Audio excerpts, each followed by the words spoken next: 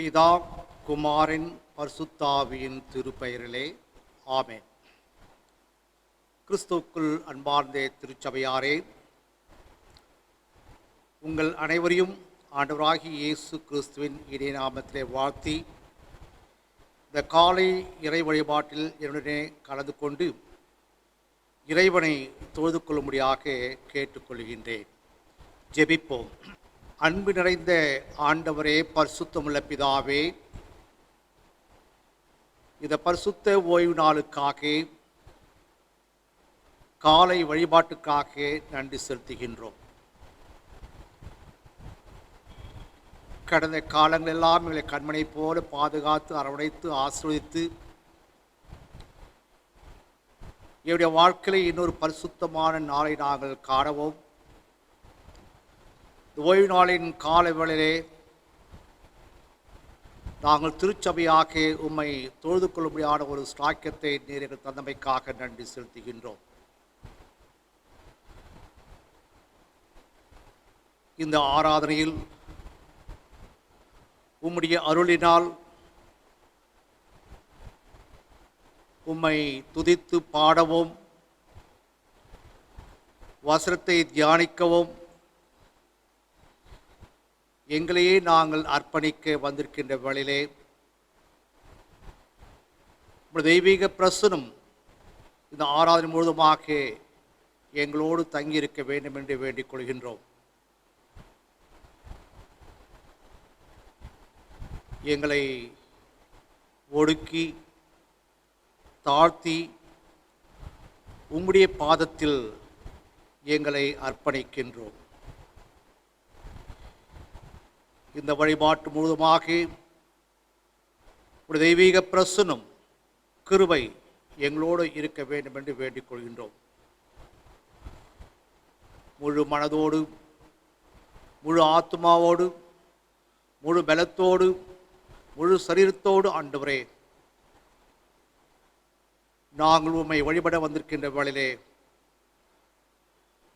நீர் எங்களை ஆசீர்வதிக்க வேண்டும் என்றும், இது ஆராதனை நீர் முன்னின்று நடத்தி கொடுக்க வேண்டுமாய் இயேசு கிறிஸ்துவின் இனிய நாமத்தில் வேண்டிக் கொள்கிறோம் எங்கள் ஜீவனுள்ள பிதாவே, ஆமென். பெந்தே கோஸ்தே திருநாளுக்கு பின் வரும் 6ஆம் ஞாயிறு,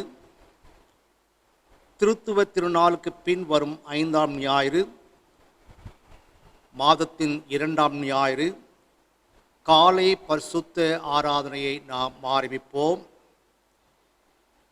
இந்த பரிசுத்த ஆராதனைக்கு ஆரம்பமாக கிறிஸ்துவ பாமாலை புத்தகத்தில் 295ஆம் பாமாலை நாம் அனைவரும் சேர்ந்து பாடி நாம் இந்த பரிசுத்த ஆராதனையை ஆரம்பிப்போம். பாமாலை 295. அருள் மாறி எங்குமாக பெய்யே, அடியேனையும் கர்த்தரே நீர் நேசமாக சந்தித்தாசீர்வதியும், என்னையும் என்னையும் சந்தித்தாசீர்வதியும் என்ற பாமாலையோடு நாம் இந்த பரிசுத்த ஆராதனையை ஆரம்பிப்போம்.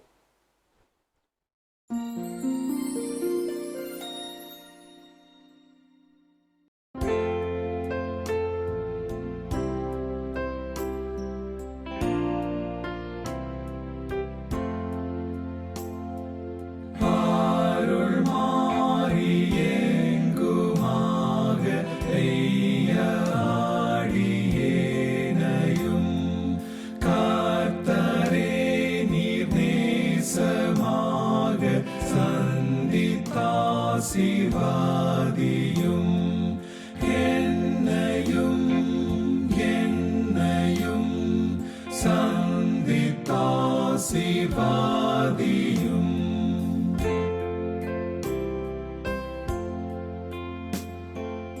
என் பிதாவே, பாவியேனை கைவிடாமல் நோக்குமே, திக்கில்லாய் வேளையேனை நீரணைத்து காருமே, என்னையும் என்னையும்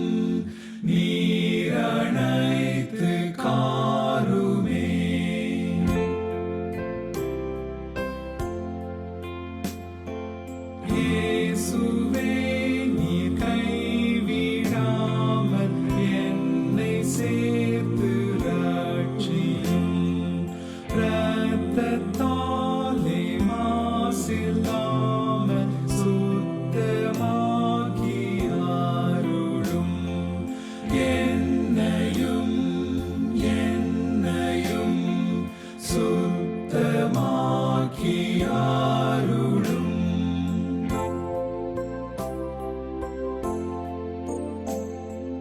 தூய ஆவி கைவிடாமல்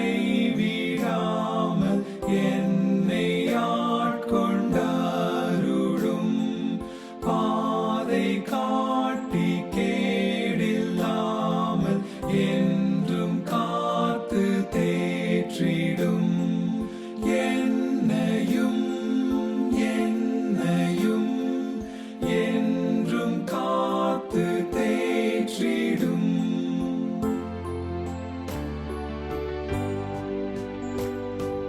மாறா சுத்த தெய்வ அன்பும் மீட்பர் தூய இரத்தமும் தெய்வ ஆவி சக்திதானும் மாண்பாய் தோன்ற செய்திடும்.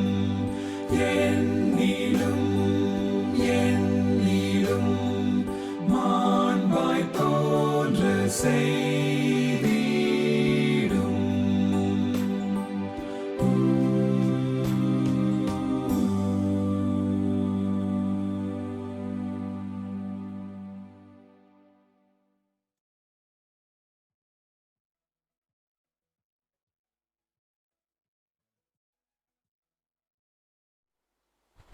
நாம் கடவுளை தொழுவோம். கடவுள் ஆவியாய் இருக்கிறார். அவரை தொழுது கொள்ளுகிறவள் ஆவியோடும் உண்மையோடும் அவரை தொழுது கொள்ள வேண்டும். நம்முடைய பிதாவாகிய கடவுளாலும் கர்த்தராகிய இயேசு கிறிஸ்துவினாலும் உங்களுக்கு கிருபையும் சமாதானமும் உண்டாவதாக. இது கர்த்தர் உண்டு பண்ணின நாள். இதிலே களிகூர்ந்து மகிழ கடவோம். ஜெபிப்போம். எங்கள் தந்தையாம் கடவுளே, உமது வல்லமையாலும் ஞானத்தாலும் எல்லாவற்றையும் படைத்து உமது குமாரனை எங்கள் இரட்சகராக தரும்படி உலகத்தில் அன்பு கூர்ந்தீரே, உம்மை போற்றுகிறோம். குமாரனாம் கடவுளே, பாவத்தை தவிர்த்து எல்லாவற்றிலும் எங்கள் போல் மனிதராகி எங்கள் பாவங்களுக்காக ஒப்பு கொடுக்கப்பட்டவரே, எங்கள் நீதிக்காக உயிர் திரும்பியவரே, உம்மை போற்றுகிறோம். பரிசுத்த ஆவியாகிய கடவுளே, எல்லா உண்மைகளுக்குள்ளும் எங்களை வழிநடத்தி கடவுளின் அன்பை எங்கள் நெஞ்சில் பொழிகிறவரே, உம்மை போற்றுகிறோம். பிதா குமாரன் பரிசுத்த ஆவியாகிய கடவுளே, உமக்கே எக்காலமும் எல்லா புகழும் மகிமையும் உண்டாவதாக. ஆமேன். பாவ அறிக்கை. நமக்கு பாவமில்லை என்போமானால் நம்மை நாமே வஞ்சிக்கிறவர்களாயிருப்போம். நமக்குள் உண்மை இல்லை. நமது பாவங்களை அறிக்கையிட்டால் பாவங்களை நமக்கு மன்னித்து எவ்வித அநீதமும் நீங்க நம்மை சுத்திகரிப்பதற்கு அவர் நம்பத்தக்கவரும் நீதியும் உள்ளவர். நான் எழுந்து என் தகப்பனிடத்திற்கு போய், தகப்பனே, பரத்துக்கு விரோதமாகவும் உமது பார்வையிலும் பாவம் செய்தேன். இனி உடைய மகன் என்று சொல்லப்படுவதற்கு நான் பாத்திரன் அல்ல. உம்முடைய கூலிக்காரர்கள் ஒருவனாக என்னை வைத்துக் கொள்ளும் என்பேன். கடவுள் ராஜ்யம் சமீபத்திருக்கிறது. மனம் திரும்பி சுவிசேஷத்தில் நம்பிக்கை வையுங்கள். நமது பலவீனங்களுக்காக பரிதபிக்க முடியாத பிரதான ஆசாரியர் நமக்கிராமல் எல்லா விதத்திலும் நம்மை போல் சோதிக்கப்பட்டும் பாவமில்லாத பிரதான ஆசாரியரே நமக்கு இருக்கிறார். நாம் முழங்கார் படியிட்டு மௌனமாக நம்மை நாமே சோதனை செய்வோம். சர்வ வல்லமுள்ள கடவுளத்தில் நாம் நமது பாவங்களை தாழ்மையோடு அறிக்கை செய்வோம்.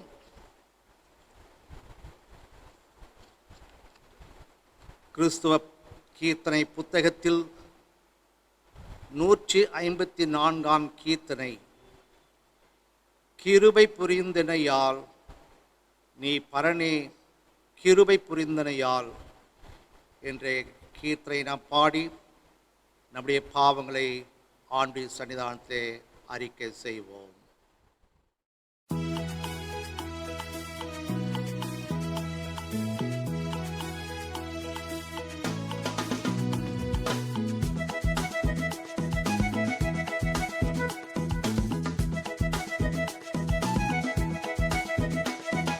கிருபை புரிந்தனையால் நீ பரனே கிருபை புரிந்தனையால் நீதம் கிருபை புரிந்தனையால் நீ பரனே கிருபை புரிந்தனையால் கிருபை புரிந்தனையால் நீ பரனே கிருபை புரிந்தனையால் நீதம் கிருபை புரிந்தனையால் நீ பரனே கிருபை புரிந்தனையால்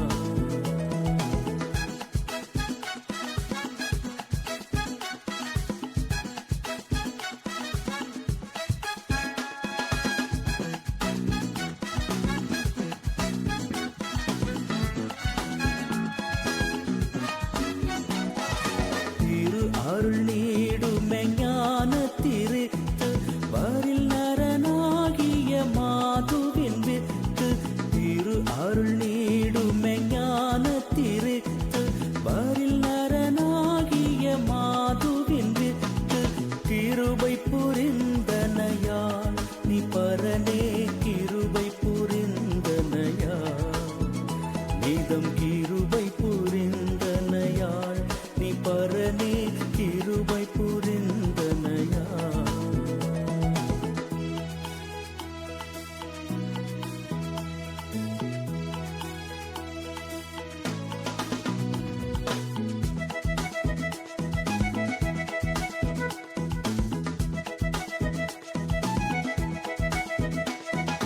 பண்ணின பாவமெல்லாம் மகிழ்வித்து நின்னியமாய் மிகவும் தயை வைத்து பண்ணின பாவமெல்லாம் மகிழ்வித்து நின்னியமாய் மிகவும் தயை வைத்து கிருபை புரிந்தனையால் நீ பரனே கிருபை புரிந்தனையால் நீதம் கிருபை புரிந்தனையால் நீ பரனே கிருபை புரிந்தனையால்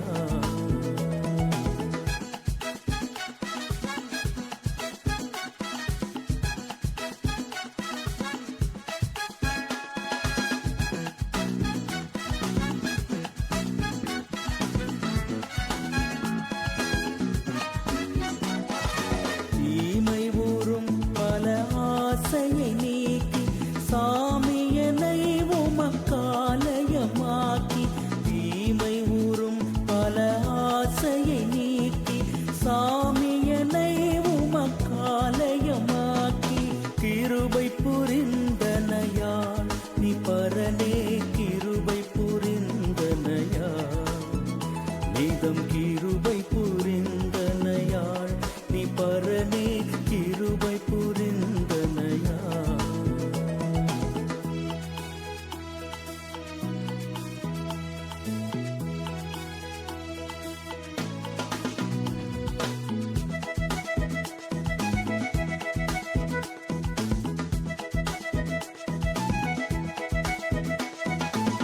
புல்வினையால் வரும் சாபம் ஒழித்து நல்வினையே செய்திராணி அழித்து தொல்வினையால் வரும் சாபம் ஒழித்து நல்வினையே செய்திராணி அழித்து கிருபை புரிந்தனையால் நீ பரனே கிருபை புரிந்தனையால் நீதம் கிருபை புரிந்தனையால் நீ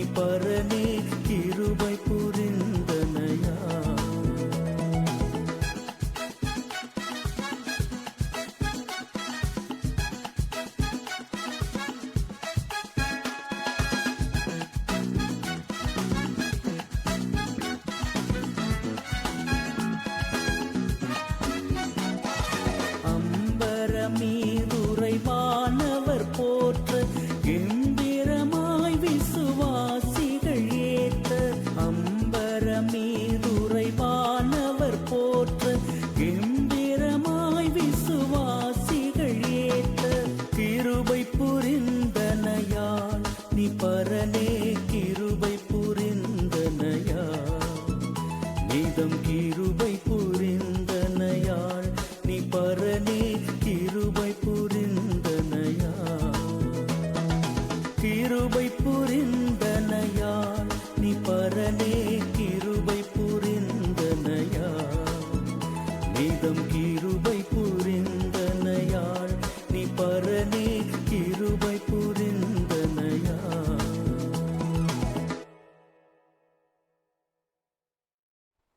சர்வ வல்லமையும் மிகுந்த இரக்கமுள்ள ஆண்டவர்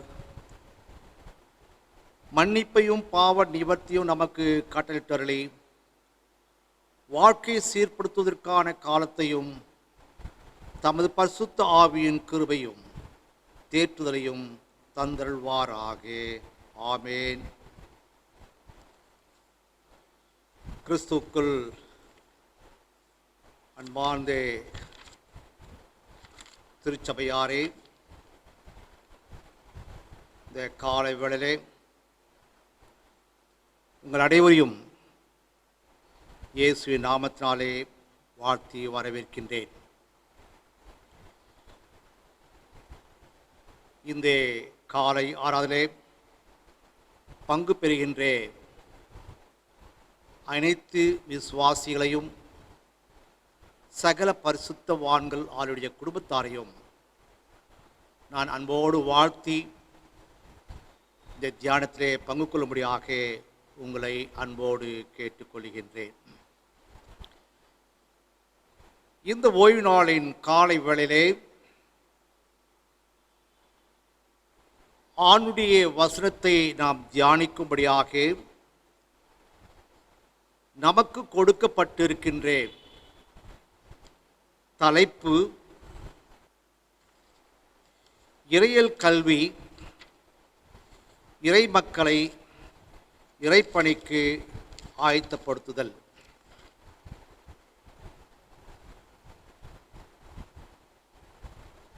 இதற்கு ஆதாரமாக 4 திருமறை பாடங்கள் நமக்கு கொடுக்கப்பட்டுள்ளன. முதல் பாடமாக உபாகமம் 6ஆம் அதிகாரம் வசனங்கள் 1 முதல் 7 வரை. 2ஆம் பாடமாக அப்போஸ்தலனாகிய பவுல் எபேசியருக்கு எழுதின நிருபம் 4ஆம் அதிகாரம் வசனங்கள் 7 முதல் 16 வரை. 3ஆம் பாடமாக சங்கீதம் 119 வசனங்கள் 89 முதல் 104 வரை. 4ஆம் பாடமாக பரிசுத்த மத்தேயு எழுதின சுவிசேஷம் 7ஆம் அதிகாரம் வசனங்கள் 24 முதல் 29 வரை. ஆண்டுடைய செய்தி தியானிப்பதற்கு முன்பாக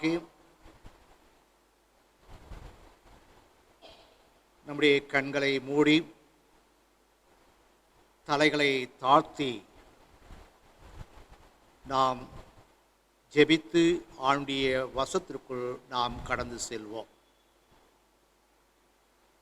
என் கண்மலையும் மீட்புமாகிய கர்த்தாவே, என் வாயின் வார்த்தைகளும் இங்கு அமர்ந்திருக்கின்ற அனைவருடைய இருதயத்தின் தியானமும் உம்முடைய சமூகத்தில் பிரீதியாய் இருப்பதாக. ஆமென். மீண்டுமாக உங்கள் அனைவரையும் இயேசு நாமத்தினாலே வாழ்த்துகின்றேன். அனைவருக்கும் காலை வணக்கத்தை தெரிவித்துக் கொள்கின்றேன்.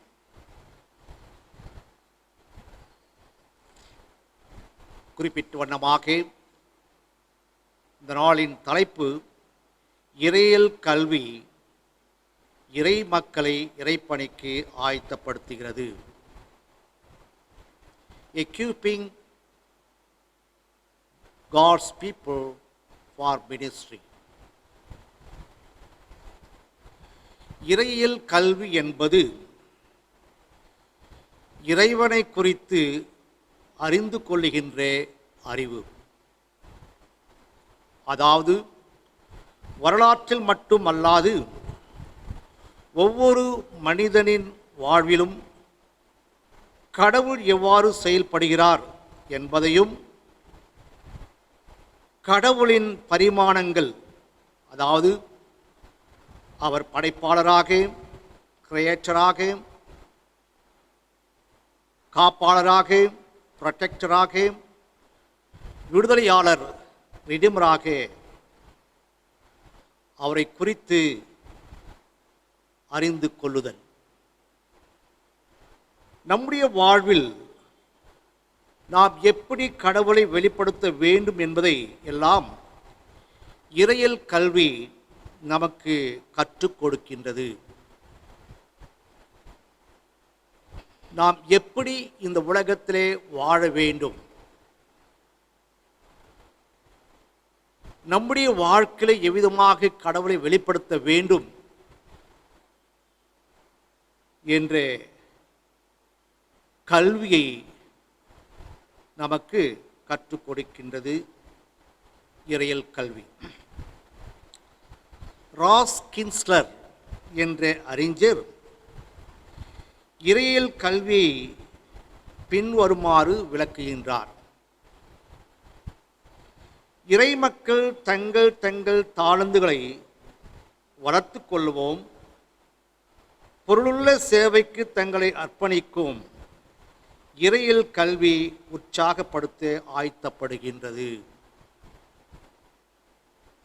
இறைமக்கள் தங்களுடைய தாளந்துகளை வளர்த்து கொள்வதற்காகவும் பொருளுள்ள சேவைக்கு தங்களை அர்ப்பணிக்கும் இறையியல் கல்வி உற்சாகப்படுத்தி ஆயத்தப்படுத்துகிறது. ஆகவே இறையியல் கல்வி ஒரு மனிதனுடைய வாழ்வின் அனைத்து பரிமாணங்களையும் சீர்தூக்கி பார்க்க உதவுகின்றது.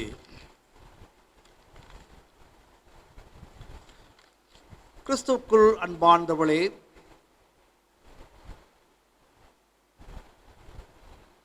இன்றைய தியானத்திற்காக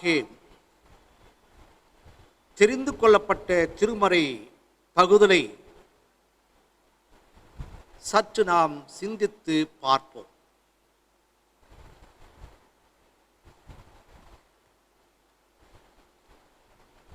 மோசே, அப்போஸ்தலனாகிய பவுல், நமது ஆண்டவராகிய இயேசு கிறிஸ்து இறை மக்களை, திருச்சபையை, குடும்பத்தை ஆணுடைய ஊழியத்திற்காக எப்படி ஆயத்தப்படுத்த வேண்டும் என்பதை மிக தெளிவாக 3 புத்தகங்களிலே நமக்கு தெரியப்படுத்தி உள்ளார்கள். முதலாவதாக குடும்பத்தை ஆயத்தம் செய்ய வேண்டும். Equipping family. உபாகம் 6ஆம் அதிகாரம் முதல் 7 வசனங்கள்.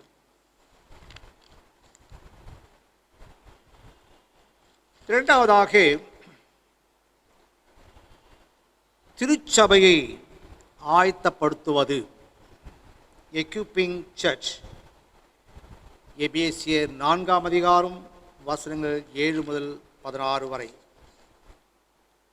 மூன்றாவதாக கடவுளின் மக்களை தலைமைத்துவத்திற்கு ஆயத்தப்படுத்துதல். Equipping the people of God for leadership. பரிசுத்த மத்தேயு எழுதின சுவிசேஷம் 7ஆம் அதிகாரம் வசனங்கள் 24 முதல் 29 வரை நாம் பார்க்கலாம். முதலாவதாக குடும்பத்தை ஆண்டுடைய பணிக்கு எப்படி ஆயத்தம் செய்ய வேண்டும். How to equip the family in the Lord's ministry.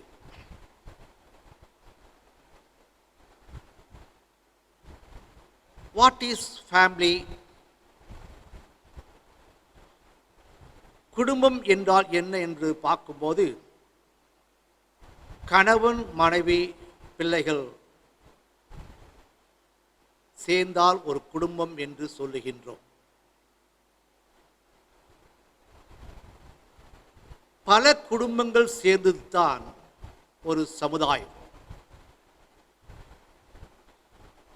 ஆகிய சமுதாயத்திலே ஒரு குடும்பம் ஒரு சிறிய அங்கமாக, ஒரு சிறிய நிறுவனமாக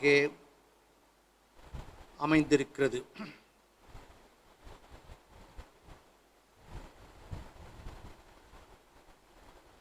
கிறிஸ்துவ குடும்பத்தை ஆயத்தப்படுத்துவது ஒரு சமுதாயத்தை பலப்படுத்துவதாகும். If family is good, society is also good or strengthened. ஒரு குடும்பம் மிக சிறப்பாக கிறிஸ்துவ குடும்பம் நன்றாக இருந்தால் ஒரு நல்ல சமுதாயம் உருவாக்கப்படும். ஆகிய குடும்பத்தை முதலாவதாக நாம் ஆயத்தப்படுத்த வேண்டும். An equipping Christian family is the strength of a society. Dr. Nick Stinnett என்ற ஒரு அறிஞர் பரந்த இந்த உலகத்தில் வெவ்வேறு சமூகத்தில் பலமுள்ள குடும்பங்களின் பண்புகளை குறித்து அமெரிக்க ஐக்கிய தேசத்திலே யூனிவர்சிட்டி ஆஃப் நெப்ராஸ்காவில் படித்திருக்கின்றார். குடும்பம் என்றால் என்ன, அந்த குடும்பத்திலே காணப்பட வேண்டிய பண்புகள் என்ன என்பதை குறித்து அவர் மிக ஆழமாக அறிந்திருக்கின்றார், படித்திருக்கின்றார். What is family and its characteristics? இந்த குடும்பத்திலே பல பொதுவான பண்புகளை அவர் கண்டுபிடித்துள்ளார். 6 பண்புகளை அவர் கண்டுபிடித்துள்ளார். முதலாவதாக அவர்கள் குடும்ப சமூகத்திலே உறுதியுடன் உள்ளனர். குடும்பமானது சமுதாயத்தில் சமூகத்திலே ஒரு உறுதியுள்ள குடும்பமாக காணப்படுகின்றது.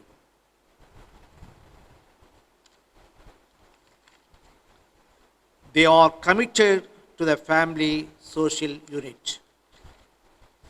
இரண்டாவதாக அவர்கள் குடும்பமாக ஒன்றாக தரமான நேரத்தை செலவிடுகிறார்கள்.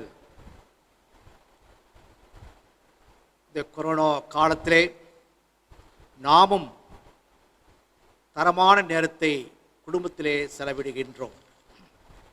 They spend quality time together in a family. மூன்றாவதாக அவர்கள் குடும்பத்தில் நல்ல தொடர்பு திறன்களை கொண்டுள்ளனர். ஒவ்வொரு குடும்பத்திலே நல்ல திறன்களை கொண்டுள்ளனர். They have good communication skills within their family. நான்காவதாக அவர்கள் தொடர்ந்து ஒருவருக்கொருவர் பாராட்டுகளை வெளிப்படுத்துகிறார்கள். ஒருவருக்கொருவர் மகிழ்ந்து ஒருவருக்கொருவர் வாழ்த்தி பாராட்டுகளை வெளிப்படுத்துகின்றனர். They consistently express appreciation to each other. அவை நெருக்கடி காலங்களில் சிக்கல் தீர்க்கும் திறன்களை பயன்படுத்துகின்றனர். குடும்பத்திலே பிரச்சனைகள், சிக்கல்கள் ஏற்படும் போது அதை தீர்க்கும் திறன்களையும் கொண்டுள்ளனர். They apply problem solving skills the times of crisis. கடைசியாக அவர்கள் ஒரு ஆரோக்கியமான ஆன்மீக வாழ்க்கையில் ஒரு உறுதிப்பாட்டை கொண்டுள்ளனர். ஆரோக்கியமான ஆன்மீக வாழ்க்கையிலே ஒரு உறுதிப்பாட்டை கொண்டுள்ளனர். They have a commitment to a wholesome spiritual life. கிறிஸ்துவுக்குள் அன்பார்ந்தவர்களே, ஒரு குடும்பத்திலே காணப்பட வேண்டிய பண்புகளை நாம் பார்த்தோம்.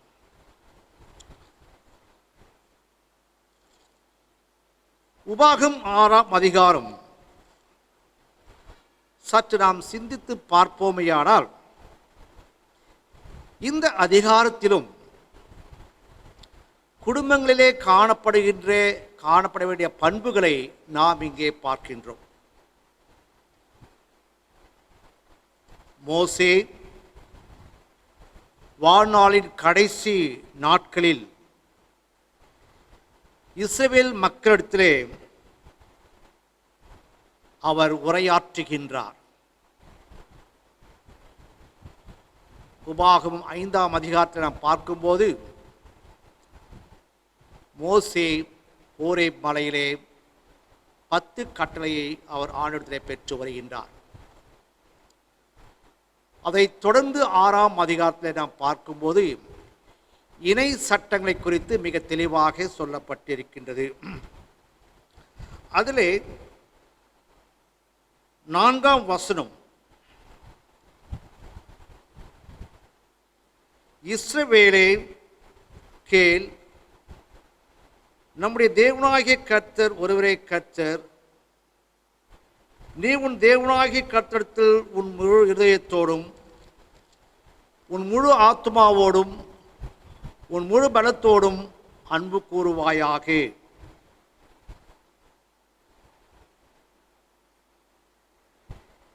மோசே இஸ்ரவேல் மக்களிடத்திலே சொல்லுகின்ற வார்த்தை, இஸ்ரவேலரே கேள், நம்முடைய தேவனாகிய கர்த்தர் ஒருவரே கர்த்தர். ஆகவே அந்த கர்த்தரை முழு உள்ளத்தோடும், முழு சரீரத்தோடும், முழு ஆன்மாவோடும் அன்பு கூற வேண்டும் என்று இஸ்ரவேல் மக்களிடத்திலே அவர் உரையாற்றுகின்றார், சொல்லுகின்றார். இயேசு கிறிஸ்து இந்த பகுதியை முதல் மற்றும் பெரிய கட்டளை என்று அழைத்திருக்கின்றார்.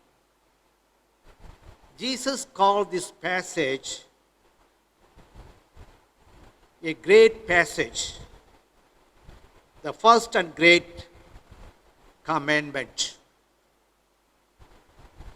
Commandment to love the Lord God.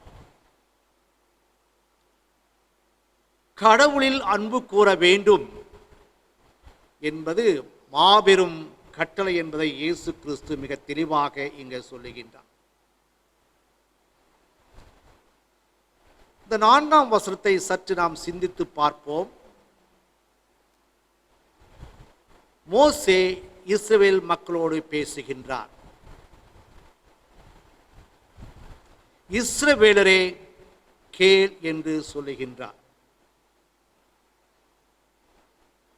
எபிரேய மொழியிலே ஷேமா என்ற சொல்லுக்கு ஆங்கிலத்தில் ஹியர், HEAR, தமிழிலே கேள் என்ற பொருள் கொடுக்கின்றது. இது யூத மதத்தின் மீதான விசுவாசத்தின் ஒப்புதல், வாக்குமூலமான பெரிய கட்டளையின் நினைவூட்டுதலாகும். யூத மதத்தின் மீதான விசுவாசத்தின் ஒப்புதல், வாக்குமூலமான பெரிய கட்டளையின் நினைவூட்டுதலாகும். நம்முடைய தேவனாகிய கர்த்தர் ஒருவரே கர்த்தர். இன்னும் எபிரே யோசனை என்னவென்றால், ஆண்டவர் எங்கள் கடவுள், ஆண்டவர் ஒன்று. இது இஸ்ரவேலின் அடிப்படை உண்மை. ஆண்டவர் என்று சொல்லப்படுகின்றது. ஆண்டவர் எங்களுடைய கடவுள், ஆண்டவர் ஒருவர் தான் கடவுள் என்பது இஸ்ரவேலரின் அடிப்படை உண்மையாக விசுவாசமாக காணப்படுகின்றது.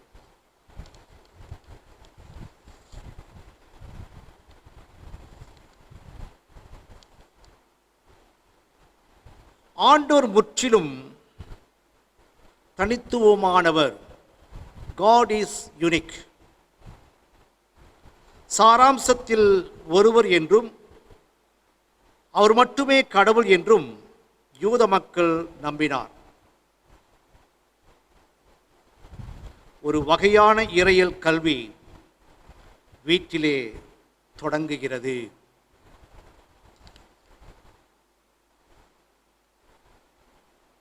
மோசே 7ஆம் வசனத்திலே இப்படியாக சொல்லுகின்றார், 6:7, இன்று நான் உனக்கு கட்டளையிடுகிற இந்த வார்த்தைகள் உன் இருதயத்தில் இருக்க கடவது. நீ அவைகளை உன் பிள்ளைகளுக்கு கருத்தாய் போதித்து, நீ உன் வீட்டில் உட்கார்ந்திருக்கிற போதும், வழியில் நடக்கிற போதும், படுத்துக்கொள்ளும் போதும், எழுந்திருக்கிற போதும் அவைகளை குறித்து பேசுங்கள். உன் பிள்ளைகளுக்கு கருத்தாய் போதிக்க வேண்டும். எதை கருத்தாக போதிக்க வேண்டும்? ஆண்டவருடைய வார்த்தைகளை கருத்தாக போதிக்க வேண்டும். ஆண்டவருடைய வார்த்தை என்னவென்று பார்க்கும்போது, கடவுளை நேசிக்க வேண்டும், அவரில் அன்பு செலுத்த வேண்டும். ஆணுடைய அன்பையும் பிள்ளைகளுக்கு போதிக்க வேண்டும் என்று இங்கே மோசே சொல்லுகின்றார். ஆகவே நம்முடைய குழந்தைகளின் திட்டங்கள், ஞாயிற்றுக்கிழமை பள்ளி மற்றும் பொதுப்பள்ளி ஆகிய இந்த பொறுப்பை ஓரளவுக்கு ஏற்றாலும், பெற்றோர்கள் தன்னுடைய பிள்ளைகளுக்கு கருத்தாக போதிக்க வேண்டும். ஆண்டவருடைய வார்த்தைகளை கருத்தாக போதிக்க வேண்டும். Parents' role in the family towards the children. பெற்றோர்களாக இது நம்முடைய பொறுப்பு. நாம் முழு இதயத்தோடு ஆண்டவரின் அன்பு கூற வேண்டும். அந்த அன்பை நம்முடைய பிள்ளைகளிடத்தில் பகிர்ந்து கொள்ள வேண்டும். ஆகிய முதலாவதாக நாம் ஆண்டவரிடத்திலே அன்பு கூற வேண்டும். அந்த அன்பை நம்முடைய பிள்ளைகளிடத்திலே பகிர்ந்து கொள்ள வேண்டும். இஸ்ரவேலின் பிள்ளைகள் தங்கள் வீடுகளில் இந்த அன்பின் முன்மாதிரியாக மாற வேண்டும் என்று மோசே அறிவுறுத்துகின்றார். இஸ்ரவேல் மக்களுடைய குடும்பங்களிலே பிள்ளைகள் தங்களுடைய வீடுகளில் இந்த அன்புக்கு முன்மாதிரியாக இருக்க வேண்டும் என்று மோசே சொல்லுகின்றார். நீங்கள் அவரின் அன்பு கூறும்போது, ஆண்டவரில் அன்பு கூறும்போது அவருக்கு கீழ்ப்படிவுள்ளாய் இருக்க வேண்டும். ஆண்டவரில் அன்பு செலுத்தும் போது நாம் ஆண்டவருக்கு கீழ்ப்படுகின்ற பிள்ளைகளாக இருக்க வேண்டும். ஆக நம்முடைய பிள்ளைகளை ஆண்டுடைய பக்தியிலே, விசுவாசத்திலே, ஆண்டுடைய ஊழியத்திற்காக பிள்ளைகளை ஆயத்தப்படுத்த வேண்டும். ஆண்டுடைய வார்த்தைகளை போதிக்க வேண்டும். கடவுள் ஒருவரே, அவரில் அன்பு செலுத்த வேண்டும் என்ற வார்த்தைகளை பிள்ளைகளுக்கு கருத்தாய் சொல்லி பிள்ளைகளை வளர்ப்பது பெற்றோருடைய கடமையாக இருக்கிறது என்பதை நாம் அறிந்து கொள்ள வேண்டும். இரண்டாவதாக திருச்சபை ஆயத்தப்பட வேண்டும். equipping the church in the ministry of God. எபேசியர் 4ஆம் அதிகாரம் வசனங்கள் 7 முதல் 16 வரை நாம் சிந்தித்து பார்க்கலாம். அப்போஸ்தலனாகிய பவுல் எபேசிய திருச்சபையாருக்கு இக்கடிதத்தை அவர் எழுதுகின்றார். அப்படி எழுதும்போது அநேக ஆலோசனைகளை அவர்களுக்கு கூறுகின்றார். அப்படி கூறும்போது அப்போஸ்தலனாகிய பவுல் விரக்தியுடன் ஆழமாக பெரும் மூச்சு எடுத்து அந்த மக்களிடத்திலே பேசுகின்றார். கிறிஸ்துவை மதிக்கும் வகையில் நடக்கும்படி கேட்டுக்கொள்கிறார். நான் உங்களை கெஞ்சி கேட்டுக்கொள்கிறேன், நான் உங்களை கெஞ்சி கேட்டுக்கொள்கின்றேன். கிறிஸ்துவுக்குள் பிரியமானவர்களே, அப்போஸ்தலனாகிய பவுல் இந்த திருச்சபையாருக்கு இக்கடிதத்தை அவர் எழுதுகின்றார்.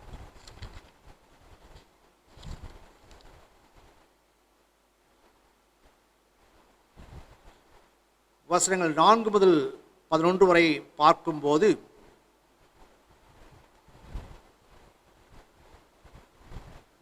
நம்முடைய சரீரத்தை, உடலை அழகாக ஆண்டவர் படைத்திருக்கின்றார். இந்த சரீரத்தை அநேக அவயவங்களை படைத்திருக்கின்றார். ஒவ்வொரு அவயவங்களுக்கும் குறிப்பிட்ட பணிகள் கொடுக்கப்பட்டுள்ளன. இவைகள் அனைத்தும் ஆண்டுடைய கிருபையினாலே, வரங்களினாலே இயக்கப்படுகின்றன. ஆக நம்முடைய சரீரம் சிறப்பாக ஒழுங்காக செயல்பட வேண்டுமென்றால் சரீரத்தில் இருக்கின்ற அனைத்து உறுப்புகளும், அனைத்து அவயவங்களும் நன்றாக இருக்கும்போது தான் சரீரம் நன்றாக இயக்கப்படும். இந்த சரீரத்தில் ஏதாகிலும் ஒரு அவயவத்திற்கு பாதிப்பு ஏற்படும் போது அது முழு சரீரத்தையே பாதிக்கப்படுகின்றது. ஆகவே ஒவ்வொரு அவயவத்திற்கும் ஒவ்வொரு பணிகள் கொடுக்கப்பட்டிருக்கின்றன.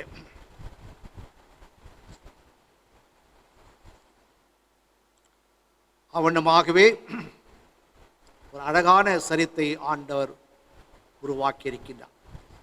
இந்த அழகான சரீரம் செயல்பட அனைத்து உறுப்புகளும், அனைத்து அவயவங்களும் சிறப்பாக செயல்பட வேண்டும். அப்படி செயல்படும் போது தான் சரீரம் ஒழுங்காக அழகாக இருக்கும். ஆண்டுடைய சரீரமாகிய திருச்சபை குறித்து ஆணுடைய பக்தியிலே, விசுவாசத்தில் வளர வேண்டும் என்று அப்போஸ்தலனாகிய பவுல் இங்கே விரும்புகின்றார்.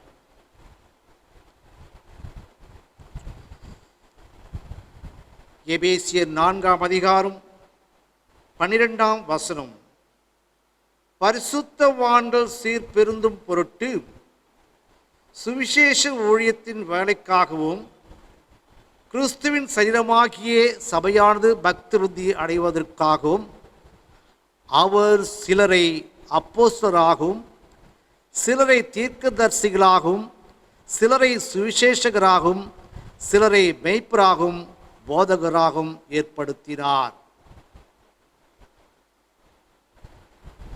ஆகவே இந்த வசனத்தை நாம் சற்று சிந்தித்து பார்க்கும்போது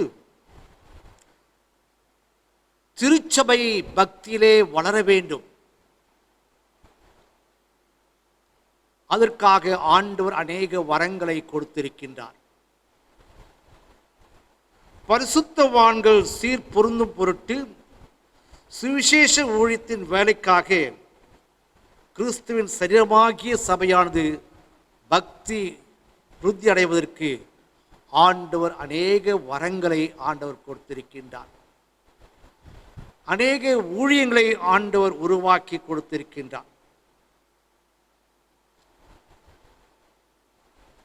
For the equipping of the saints, for the work of ministry, for the edifying of the body of Christ, கடவுள் வரங்களை தாளந்துகளை கொடுத்திருக்கின்றார். Fivefold ministry, 5 விதமான ஊழியங்களை குறித்து இங்கு சொல்லப்பட்டிருக்கிறது. இந்த 5 விதமான ஊழியங்களும் திருச்சபை பக்தியிலே வளருவதற்காக ஆண்டவர் கொடுத்திருக்கின்றார். இந்த ஊழியங்களை நாம் எப்படி பயன்படுத்துகின்றோம்? தனிப்பட்ட ஊழியத்திற்காக இந்த ஊழியங்களை நாம் பயன்படுத்துகின்றோமா? தனிப்பட்ட மனிதனுடைய மேம்பாட்டிற்காக இந்த ஊழியங்களை பயன்படுத்துகின்றோமா? அல்லது பொதுவாக திருச்சபையின் பக்தி விருத்திக்காக இந்த ஊழியங்களை நாம் பயன்படுத்துகிறோமா என்று நாம் சிந்தித்து பார்க்க வேண்டும். சிலரை அப்போஸ்தலராக ஆண்டவர் தெரிந்து கொண்டிருக்கின்றார், சிலர் தீர்க்கதரிசிகளாக தெரிந்து கொண்டிருக்கிறார், சிலரை சுவிசேஷகராகவும் தெரிந்து கொண்டிருக்கிறார், சிலரை மேய்ப்பராகவும் போதகராகவும் ஏற்படுத்தி இருக்கின்றார். Why the gifts? What for? எதற்காக இந்த வரங்கள் கொடுக்கப்பட்டுள்ளன என்று பார்க்கும்போது, ஒவ்வொரு விசுவாசியும் தனக்கு சேவை செய்யவும் திறனுடன் கடவுள் வரங்களை கொடுத்திருக்கின்றார். ஒவ்வொரு விசுவாசியும் கடவுளுக்கு சேவை செய்ய ஆண்டவர் வரங்களை கொடுத்திருக்கின்றார். ஆங்கிலத்திலே கிரேஸ் என்ற சொல்லுக்கு முன்பாக the definite article the பயன்படுத்தப்படுகிறது. கடவுள் கருணையுள்ளவர், கிருபையுள்ளவர்.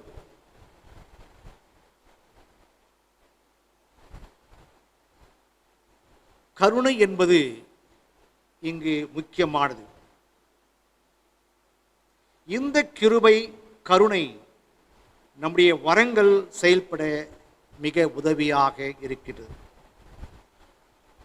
ஆண்டுடைய கிருபை இல்லை என்றால் நாம் வரங்களை சரியாக பயன்படுத்த முடியாது. ஆக கொடுக்கப்பட்ட வரங்கள் தாளந்துகள் சிறப்பாக செயல்பட வேண்டுமென்றால் ஆண்டுடைய கிருபை நமக்கு தேவைப்படுகின்றது. Grace is what empowers gifts. கருணை என்பது வரங்களை அதிகப்படுத்துகிறது. கடவுள் கிருபையின் கடவுளாக தனக்குத்தானே கொடுப்பதை நோக்கமாக கொண்டவர். அவர் கிருபையை நாம் பெற முடியும், வாங்க முடியாது. We do nothing to get His grace, we can only receive it. நாம் கேட்டு பெற்றுக்கொள்ள முடியாது. ஆண்டவர் கொடுக்கும்போது அவருடைய கிருபையை நாம் பெற்றுக்கொள்ள முடியும். ஆக ஆண்டவர் கொடுத்த வரங்களை ஆண்டுடைய பணிக்காக, திருச்சபையின் வளர்ச்சிக்காக நாம் பயன்படுத்த வேண்டும் என்று மிக தெளிவாக சொல்லுகின்றார். இந்த 11ஆம் வசனத்தை நாம் சற்று பார்ப்போமா? வரங்களின் குறித்து சொல்லப்படுகிறது. அவருடைய நோக்கத்தை மிக தெளிவாக சொல்லப்படுகிறது. இந்த வசனத்தின் நோக்கம் என்னவெனில், ஆண்டவர் வரம் கொண்ட மனிதர்களை நமக்கு கொடுப்பதின் நோக்கம் ஆண்டவரின் சரீரமாகிய திருச்சபையை கட்டுவதற்கும் கடவுளின் பிள்ளைகளை ஆயத்தப்படுத்துவதற்கும், அதாவது கிறிஸ்துவின் சரீரமாகிய ஒன்றுபட்ட அமைப்பை உருவாக்க ஆண்டவர் இந்த ஊழியர்களை, வரங்களை நமக்கு கொடுத்திருக்கின்றார். போதர்களை, தீர்க்கதரிசிகளை, சுவிசேஷர்களை, மேய்ப்பர்களை, அப்போஸ்தலரை ஆண்டவர் நமக்கு கொடுத்திருக்கின்றார். ஆண்டவரின் சரீரமாகி திருச்சபை கட்டுவதற்கு, கடவுளின் பிள்ளைகளை ஆயத்த பண்ணுவதற்கு ஆண்டவர் இந்த வரங்களை நமக்கு கொடுத்திருக்கின்றார்.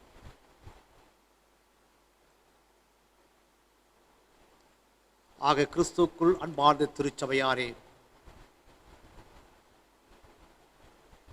ஆண்டவர் எதற்காக இந்த வரங்களை நமக்கு கொடுத்திருக்கிறார் என்பதை அப்போஸ்தலனாகிய பவுல் எபேசு திருச்சபையாருக்கு மிக தெளிவாக சொல்லுகின்றார். தனிப்பட்ட மனிதனுடைய வளர்ச்சிக்காக அல்ல, திருச்சபையின் வளர்ச்சிக்காக இந்த வரங்கள் கொடுக்கப்பட்டுள்ளது. பரிசுத்தவான்கள் சீர் பொருந்தும் பொருட்டு, சுவிசேஷ ஊழியத்தின் வேலைக்காகவும், கிறிஸ்துவின் சரீரமாகிய சபையானது பக்தி விருத்தி அடைவதற்கு ஆண்டவர் வரங்களை, இந்த ஊழியர்களை நமக்கு கொடுத்திருக்கின்றார். ஆக திருச்சபை ஆயத்தப்படுத்த வேண்டும், ஆணுடைய ஊழியத்திற்காக ஆயத்தப்பட வேண்டும் என்பதை மிக தெளிவாக பவுல் இங்கே குறிப்பிடுகின்றார். கடைசியாக, கடவுளின் மக்களை தலைமைத்துவத்திற்கு ஆயத்தப்படுத்துதல், equipping the people of God for leadership.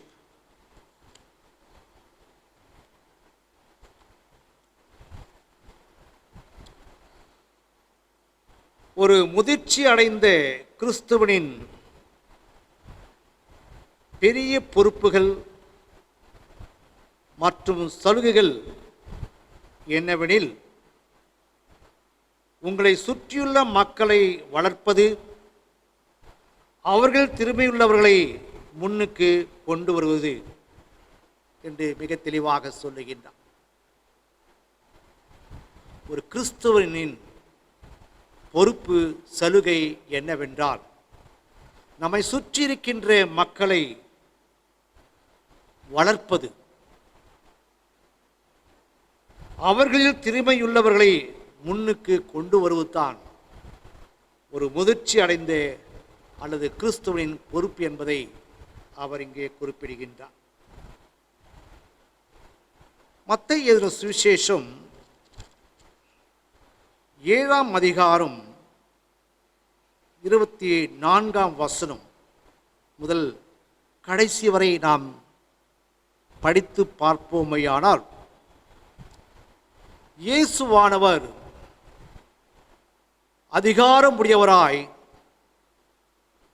போதிக்கின்றார். 24ஆம் வசனம், ஆகையால் நான் சொல்லிய இந்த வார்த்தையை கேட்டு இவைகளின்படி செய்கிறவன் எவனோ அவனை கண்மலையின் மேல் தன் வீட்டை கட்டின புத்தியுள்ள மனுஷனுக்கு ஒப்பிடுவேன். இறை மக்களை ஆண்டவர் உருவாக்குகின்றார் தன்னுடைய பணிக்காக. ஒரு புதிய தலைமைத்துவத்திற்காக ஆண்டவர் இங்கு இறை மக்களை உருவாக்குகின்றார்.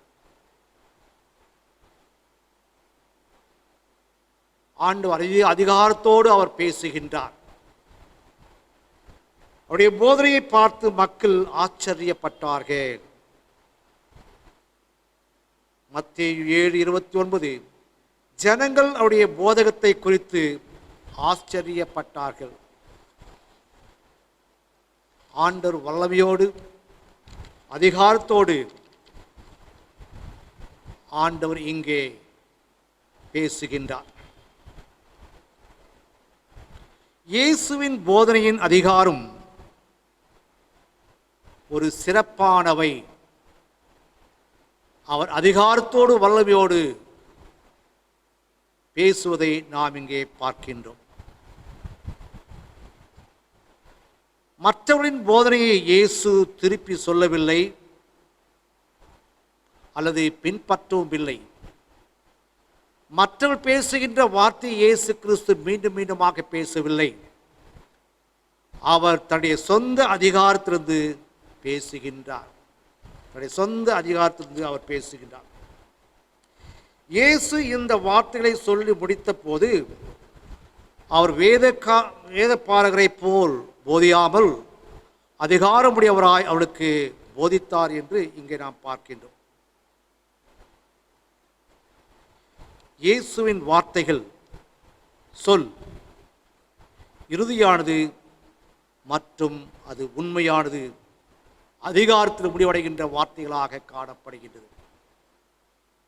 இயேசுவின் சொல் வார்த்தைகள் அது உண்மையுள்ள வார்த்தைகள், அதிகாரத்தோடு கூடிய ஒரு வார்த்தைகளாக காணப்படுகின்றது. இயேசு இப்படிப்பட்ட தலைவர்களை எதிர்பார்க்கின்றார். உண்மையுள்ளவர்களாக இருக்க வேண்டும், அதிகாரத்தில் இருக்கின்றவர்கள் உண்மையுள்ளவர்களாக இருக்க வேண்டும் என்று ஆண்டவர் இங்கே விரும்புகின்றார். ஆணுடைய பணிக்கு, ஆணுடைய திருச்சபையை நடத்த அதிகாரமுள்ள உண்மையுள்ள தலைவர்களை ஆண்டவர் எதிர்பார்க்கின்றார். How did Jesus equip people for ministry? இயேசு எவ்விதமாக மக்களை ஊழியத்திற்கு ஆயத்தப்படுத்தினார்? தன்னோடு இருந்த 12 சீடர்களை மிக அழகாக ஒழுங்காக அவர் ஆயத்தப்படுத்தியிருக்கின்றார். ஆணுடைய பணிக்காக, ஊழியத்திற்காக தன்னுடைய சீடர்களை ஒழுங்காக அவர் ஆயத்தப்படுத்தியிருக்கின்றார். 5 குணங்கள், 5 காரியங்கள். இயேசு ஒரு முன்மாதிரியாக சீடர்களுக்கு காணப்பட்டார். He modeled. He was a role model to the disciples. சீடர்களுக்கு ஒரு முன்மாதிரியான வாழ்க்கை, ஊழியத்திலே முன்மாதிரியான வாழ்க்கை அவர் வாழ்ந்து காட்டியுள்ளார். இரண்டாவதாக அவர் வழிகாட்டினார். அவர் அதை செய்தார். அவர்கள் அவருடனே இருந்தார்கள். He mentored, guided the disciples. மூடதாக அவர் கண்காணித்தார். அவர்கள் அதை செய்தார்கள். அவர் அவருடனே இருந்தார். He monitored. சீடர்கள் செய்கின்ற ஒவ்வொரு காரியத்தையும் அவர் கவனித்துக் கொண்டே இருந்தார். நான்காவதாக அவர் ஊக்கப்படுத்தினார். அவர்கள் அதை செய்தார்கள்.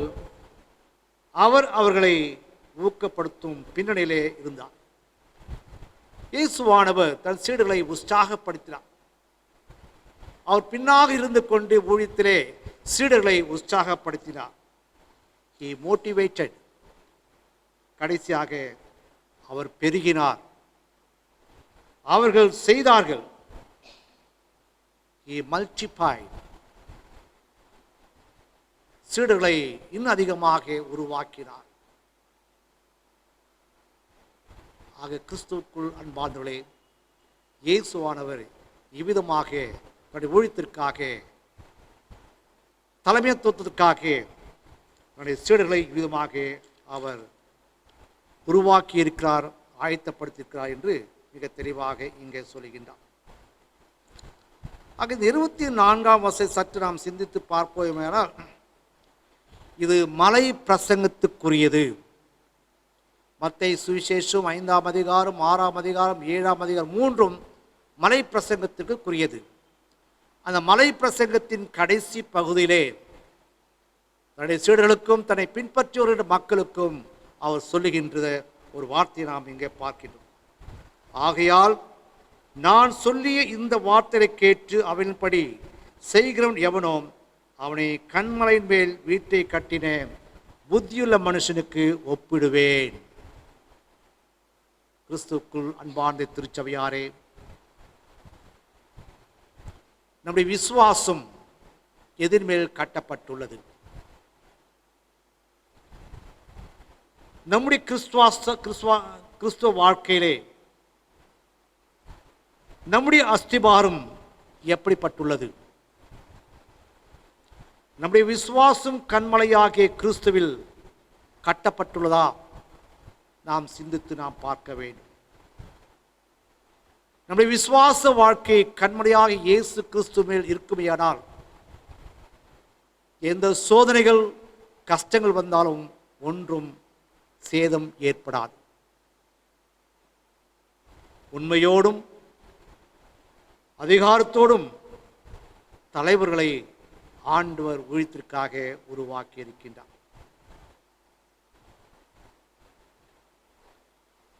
அவருடைய சொல்லின்படி செய்கிறவன் எவனோ அவன் புத்தியுள்ள மனுஷனாக காணப்படுகின்றான். ஆக கிறிஸ்துவுக்குள் அன்பார்ந்த திருச்சபையாரே, இறை மக்களை இறைப்பணிக்காக ஆயத்தப்படுத்த வேண்டும். நம்முடைய குடும்பங்களை, திருச்சபையை, இறை மக்களை ஆண்டுடைய ஊழியத்திற்காக ஆயத்தப்படுத்த வேண்டும்.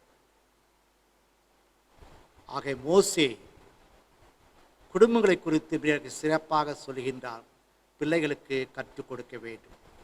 சிறு பிராயம் முதற்கொண்டே ஆண்டுடைய பக்தியிலே, விசுவாசத்திலே, ஆண்டுடைய அன்பிலே வளர்க்கப்பட வேண்டும் என்று போதிக்கின்றார். திருச்சபை ஆண்டுடைய ஊழியத்திற்காக ஆயத்தப்படுத்த வேண்டும். அப்போஸ்தலனாகிய பவுல் எபேசு திருச்சபையாருக்கு சொல்லுகின்றார், கிறிஸ்துவின் சரீரமாகிய திருச்சபை பக்தி விருத்திக்காக வரங்கள் கொடுக்கப்பட்டுள்ளது. ஆக திருச்சபை வளர வேண்டும் என்றால் ஊழியக்காரர்கள் தேவை. இந்த ஊழியக்காரர்களை ஆண்டவர் உருவாக்குகின்றார். உண்மையுள்ள ஊழியக்காரர்களாக இருக்க வேண்டும் என்று ஆண்டவர் விரும்புகின்றார். கடைசியாக இறை மக்களை ஆண்டுடைய பணிக்காக ஆயத்தப்படுத்த வேண்டும். நம்முடைய விசுவாசம் கண்மலையாக இயேசு கிறிஸ்துவை நிலைத்திருக்கும் போது நாம் ஆண்டு மீது நம்பிக்கை வைக்கும் போது ஆண்டுக்கு சிறப்புள்ள ஊழியக்காரர்களாக நாம் ஆயத்தப்படுவோம் என்பதிலே எந்த ஒரு சந்தேகமில்லை. கர்த்தர்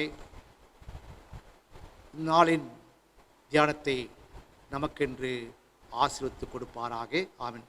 எல்லா புத்திக்கும் மேலான தேவ ஆசீர்வாதம், சமாதானம் நாம் அனைவரோடும் இன்று பெற்றும் சதா நாட்களிலும் நிலைத்திருப்பதாக. ஆமென். நாம் இருக்கின்ற இடங்களிலே ஆண்டுடைய செய்தியை தியானித்த நாம் ஆண்டவரை துதித்து மகிமைப்படுத்துவோம். கிறிஸ்துவ கீர்த்தனை புத்தகத்தில் 224 கீர்த்தனை, தாசரே இத்தாரணியை அன்பாய் இயேசுவுக்கு சொந்தமாக்குவோம் என்ற கீர்த்தனை பாடி ஆண்டவரை துதித்து பாடுவோம்.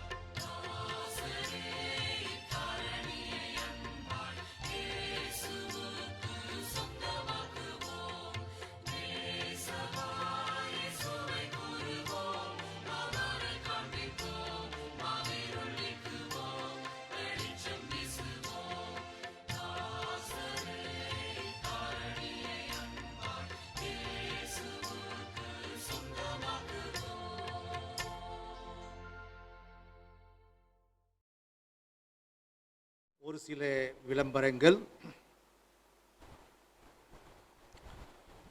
வருகின்ற நாட்களில் பிறந்த நாட்களை காண இருப்பவர்களை சபையின் சார்பாக நான் வாழ்த்துகின்றேன். கர்த்தர் தாமே தொடர்ந்து அவளை ஆசீர்வதிப்பாராக. அவனுமாக வருகின்ற நாட்களில் திருமண நாட்களை காண இருக்கின்றேன். நம்முடைய திருச்சபையின் பிள்ளைகளுடைய குடும்பங்களை நான் வாழ்த்துகின்றேன். கர்த்தர் தொடர்ந்து பிள்ளைகளுடைய குடும்பங்களை முன்னின்று வழிநடத்தி ஆசீர்வதிப்பாராக. நம்முடைய திருச்சபைக்காக, திருச்சபையில் உள்ள அனைத்து குடும்பங்களுக்காக, விசுவாசிகளுக்காக நாம் தொடர்ந்து ஜெபிப்போம். மிக சிறப்பாக வயதான பெற்றோர்கள், சுகவீனமுள்ளவர்களுக்காக நாம் ஜெபிக்க அழைக்கப்பட்டிருக்கின்றோம். இந்த கொரோனா தொற்று நோய் காலத்திலே நாம் வாழ்ந்து கொண்டிருக்கின்றோம். ஒவ்வொரு நாளும் நாம் பயந்து வேதனையோடு கண்ணீரோடு நாம் வாழ்ந்து கொண்டிருக்கின்றோம். ஆக இப்படிப்பட்ட ஒரு சூழ்நிலையிலே அநேகர் தன்னுடைய உயிரை இழந்திருக்கிறார்கள். அவருடைய குடும்பங்களை நினைவு கூர்வோம். கடவுள் அருள் செய்வாராக. பாதிக்கப்பட்ட நபர்களுக்காக தொடர்ந்து நாம் ஜெபிப்போம். ஆண்டவர் நல்ல சுகத்தை அவளுக்கு கொடுப்பாராக. இந்த நோயை எதிர்த்து போராடுகின்ற மருத்துவர்கள், செவிலியர்கள், தூய்மை பணியாளர்கள், காவலர்கள், அரசு அதிகாரிகள் அனைவருக்காக நாம் ஜெபிப்போம். கடவுள் அவளை ஆசீர்வதிப்பாராக. மிக சிறப்பாக கடந்த 4 மாதங்களாக நாம் திருச்சபையிலே ஆண்டவரை தொழுது கொள்ள முடியாத ஒரு சூழ்நிலை நாம் அனைவரும் நன்கு அறிந்திருக்கின்றோம். இப்படிப்பட்ட ஒரு சூழ்நிலையிலே திருச்சபையாருக்கு ஒரு அன்பு வேண்டுகோள். திருச்சபைக்கு நீங்கள் செலுத்த வேண்டிய காணிக்கைகளை நீங்கள் உடனடியாக செலுத்துவீர்களேயானால் அது ஆலய பராமரிப்புக்கு மிக உதவியாக இருக்கும். ஆஃபரிங்ஸ், டொனேஷன்ஸ், டியூஸ் இருக்குமேயானால் அதை நீங்கள் திருச்சபைக்கு உடனடியாக செலுத்துமாறு, உதவிக்கு நம்முடைய கோயில் பிள்ளையை நீங்கள் அணுகுமாறு அன்போடு நான் கேட்டுக்கொள்கின்றேன். கடவுள் நம்மை தொடர்ந்து வழிநடத்தி ஆசீர்வதிப்பாராக. ஜெபிப்போம். அன்பு நிறைந்த ஆண்டவரே, கிருபையுள்ள கர்த்தாவே, மீண்டுமாக போற்றுகிறோம், ஸ்தோத்திரிக்கின்றோம். இந்த பரிசுத்த ஆராதனை துவக்கம் முதல் இம்மட்டுமாக தெய்வீக பிரசனம் எங்களோடுவதற்காக நன்றி செலுத்துகின்றோம். மதி துதித்து பாடவும் உடைய வசனங்களை நாங்கள் தியானிக்கும்படியான ஒரு ஸ்லாக்கியத்தை தந்தமைக்காக நன்றி செலுத்துகின்றோம். இறை மக்களை இறைப்பணிக்காக ஆயத்தப்படுத்த வேண்டும். Equipping the people of God in Lord's ministry. இந்த தலைப்பின் கீழ் ஆண்டவரே நீர் எங்களோடு பேசிய சுவாமி நன்றி செலுத்துகின்றோம். ஆண்டவரை குறித்து அறிந்து கொள்வதே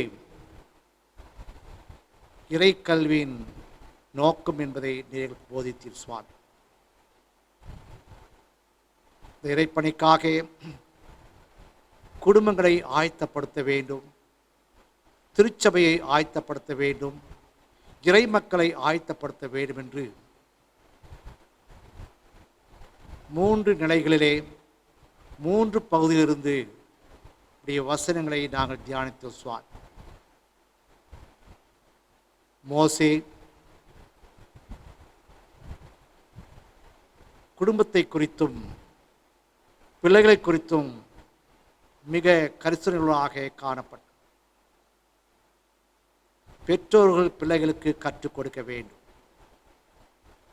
கருத்தாய் கற்றுக் கொடுக்க வேண்டும். ஆண்டவர் ஒருவரே கடவுள், அவரில் அன்பு செலுத்த வேண்டும் என்று குடும்பம் பிள்ளைகளை ஆயத்தப்படுத்த வேண்டும் என்று போதித்ததை நாங்கள் கேட்டோம். அவனுமாக அப்போஸ்தலனாகிய பவுல் எபேசு திருச்சபையாருக்கு திருச்சபை ஆண்டுடைய பணியிலே ஆயத்தப்படுத்த வேண்டும்.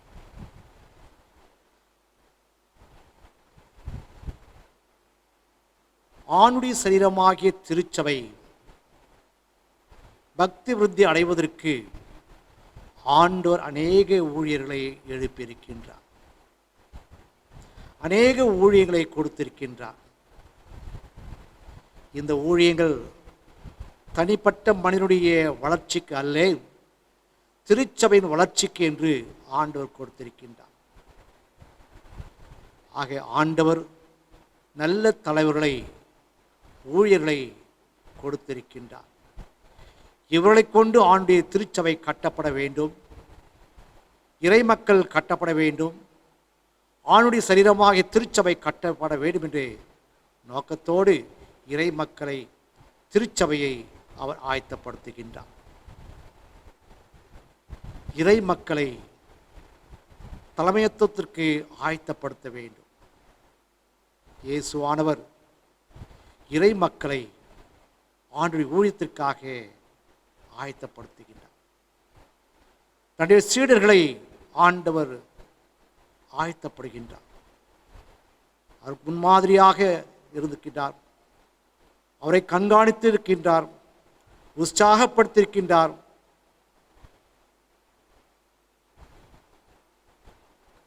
இயேசுவானவர் முன்மாதிரியாக இருந்து ஆண்டு ஊழியத்திற்காக நல்ல தலைவர்களை அவர் உருவாக்கி இருக்கின்றார். ஆம் ஆண்டவரே, இந்த வார்த்தைகள் எங்கள் அனைவருக்கும் ஆசீர்வாதமாக இருக்கவும், ஊழியத்திற்காக எங்கள் குடும்பங்களையும் திருச்சபையும் இறைமக்களையும் ஆயத்தப்படுத்த நீருக்கு போதித்தமைக்காக நன்றி செலுத்துகின்றோம் சுவாமி. அப்படிப்பட்ட ஒரு ஊழியத்தை தொடர கர்த்தரின் கிருபை செய்ய வேண்டுமாய் வேண்டிக் கொள்கின்றோம். வருகின்ற நாட்கள் பிறநாளை காண இருக்கின்ற பிள்ளைகளுக்காக நாங்கள் செபிக்கின்றோம். உடைய கிருபையினாலும் இறுக்கத்தினாலும் பிள்ளைகளுடைய வாழ்க்கையிலே நீ செய்து வருகின்ற நல்ல காரியங்களுக்காக ஆண்டவரே நன்றி செலுத்துகின்றோம். மீண்டும் இன்னொரு ஆண்டை கூட்டிக் கொடுப்பதற்காக நன்றி படைக்கின்றோம். ஆசீர்வதியும் சுவாமி. அவனுமாக வருகின்ற நாட்கள், திரும்ப நாட்கள் காண இருக்கின்ற திருச்சபையின் பிள்ளைகளுடைய குடும்பங்களுக்காக நாங்கள் செபிக்கின்றோம் சுவாமி. ஆண்டவரை நீர் குடும்பங்களை கட்டுகின்ற ஒரு கடவுள், ஆசீர்வதிக்கின்ற ஒரு கடவுள். கர்த்தாவே, பிள்ளையுடைய குடும்பங்களை தொடர்ந்து நீர் ஆசீர்வதிக்க வேண்டுமாய் வேண்டிக்கொள்கிறோம். என்னுடைய திருச்சபைக்காக, திருச்சபை அனைத்து குடும்பங்களுக்காக இந்த நாட்கள் விசேஷமாக நீ ஜெபிக்கின்றோம். ஆண்டவர் அனைவருக்கும் பாதுகாப்பை நீர் தாரும், நல்ல ஆரோக்கியத்தை கர்த்தர் கூட்டி கொடுக்க வேண்டும் என்று நாங்கள் வேண்டிக் கொள்கின்றோம். வயதான பெற்றோர்களுக்காகவும் சுகவீனமுள்ளவர்களுக்காக நாங்கள் ஜெபிக்கின்றோம். அனைவருக்கும் நல்ல சுகத்தையும் ஆரோக்கியத்தையும் கர்த்தர் கூட்டி கொடுக்க வேண்டுமாய் நாங்கள் வேண்டிக்கொண்டோம் சுவாமி. விசேஷமாக இந்த கொரோனா தொற்று நோய்க்காக நாங்கள் வருதுகின்றோம். ஆண்டவரே, தொடர்ந்து ஒவ்வொரு நாளும் மக்கள் பாதிக்கப்பட்டு உயிரிழந்து வருகிறார் சுவாமி. உயிரிழந்த மக்களுக்காக நாங்கள் ஜெபிக்கின்றோம், பாதிக்கப்பட்ட மக்களுக்காக ஜெபிக்கின்றோம் சுவாமி. மிக சிறப்பாக ஆண்டவரே, எங்கள் பகுதியிலே, வேலூர் பகுதியிலே நாளுக்கு நாள் ஆண்டவரே இந்த கொரோனா வைரஸ்னால பாதிக்கப்பட்டு அநேகர் உயிரிழந்து வருகிறார் சுவாமி. கர்த்தர் தாமே பொறுப்படுத்திக் கொள்ள வேண்டும் என்று, இந்த வைரஸை இப்படி கட்டுக்குள் கொண்டு வர வேண்டும் என்று நாங்கள் இடத்திலே மன்றாடுகின்றோம் சுவாமி. தொடர்ந்து ஆண்டவரே, எங்களை முற்றிலுமாக உமக்கு ஒப்புக் கொடுக்கின்றோம். என்னுடைய திருச்சபைகளுக்காக, என்னுடைய பேரத்திற்காக, 1000 ஆண்டுகளுக்காக, அவருடைய குடும்பங்களுக்காக, ஊழியத்திற்காக ஆண்டவரே நாங்கள் ஜெபிக்கின்றோம் சுவாமி. தொடர்ந்து ஆசீர்வாதம் உயர்த்து காத்தலும் சுவாமி. இயேசு கிறிஸ்து மூலம் வேண்டிக் கொள்கிறோம் எங்கள் ஜீவனுள்ள பிதாவே. நம்முடைய ஆண்டவராகிய இயேசு கிறிஸ்துவின் கிருபையும் பிதாவாகிய தேவனுடைய அன்பும் பரிசுத்த ஆவியின் ஐக்கியம் நாம் அனைவரோடும் இன்றும் என்றும் சதா நாட்களிலும் நிலைத்திருப்பதாக. ஆமென். கர்த்தர் நம்மோடு இருப்பாராக, அவர் நம்மோடு இருப்பாராக. கர்த்தருடைய சமாதானம் என்றும் நம்மோடு இருப்பதாக. ஆமென். கடவுள் உங்களை ஆசீர்வதிப்பாராக. God bless you all. Stay safe, stay healthy. God bless you.